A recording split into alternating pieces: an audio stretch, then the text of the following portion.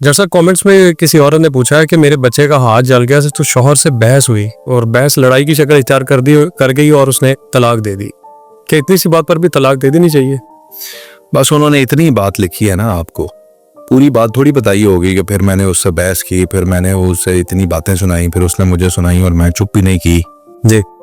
और फिर बात इतनी बढ़ गई, मैंने उतना उसे प्रवोक कर दिया कि गुस्से में आगे उसने मुझे तलाक दे दी। सारी बात तो कोई नहीं बताता, इतनी सी बात पे तो तलाक बिल्कुल नहीं होती, ना कभी होनी चाहिए, ना ये वाली हुई होगी। आप मेरे से शर्त लगा लें कि ये जो खातून भी आपसे सवाल पूछ रही है, पीछे पूरे सियाको सबाक होंगे।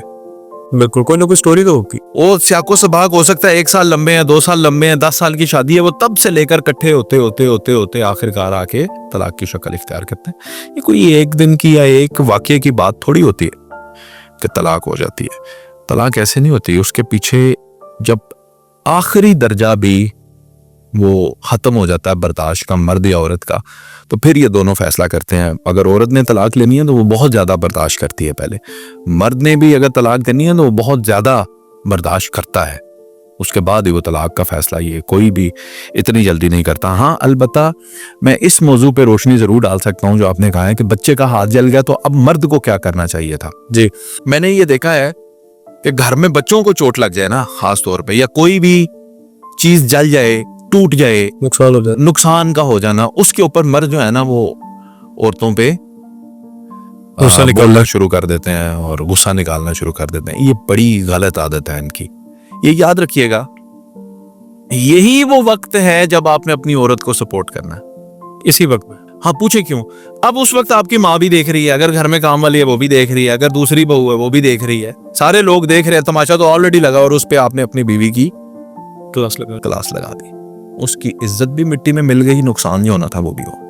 अब आपसे मैं सवाल ये पूछता हूँ कि क्या आपकी बीवी ने जानबूझ के बच्चे का हाथ जलाया?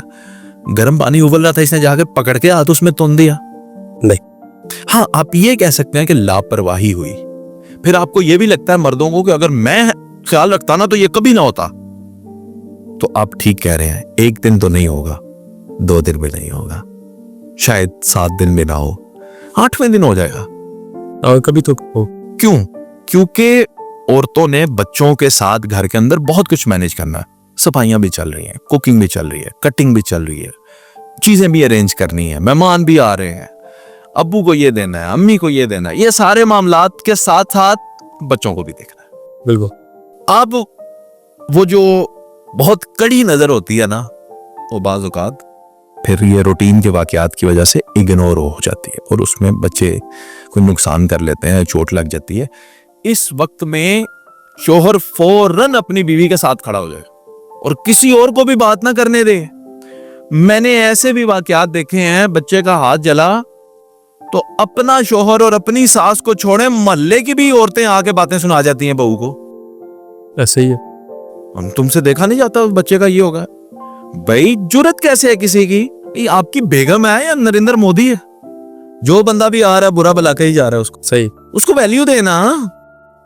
जारी बात है, उसको छूट दी गई है, घर में इंटरफेरेंस को अलाउ किया गया, किसी को भी ना दे, ये नहीं इजाजत होनी चाहिए। अब बच्चे को कुछ हो गया, उसी वक्त बच्चे को देखें और सबको बोल दें, कोई भी इसको कुछ नहीं कहेगा, गलती नहीं है उसकी, है भी है तो कहें नहीं है। बच्चे को ट्रीट करें, आपस में बैठें, बंद कमरा करें, पूछें भाईजान क्या हुआ, आइंदा ख्याल रखिएगा बस। क्यों?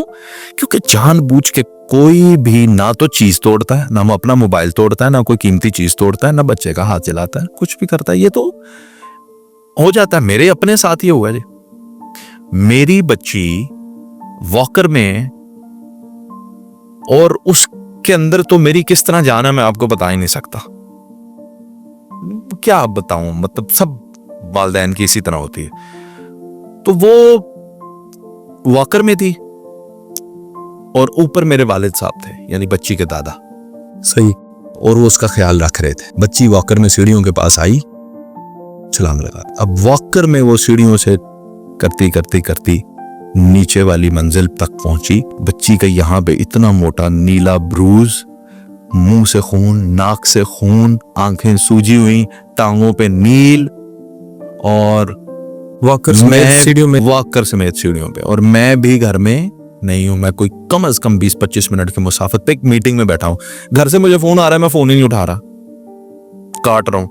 और उसमें इतनी हिम्मत नहीं पड़ रही कि मुझे मैसेज लिखे। फिर उसने मैसेज लिखा बेटी का कि बेटी गिर गई है। मैंने मीटिंग को कहा जी बाय बाय, ठीक है जी। मैं उधर से निकला, सीधा बच्ची को उठाया, हॉस्पिटल लेकर गए।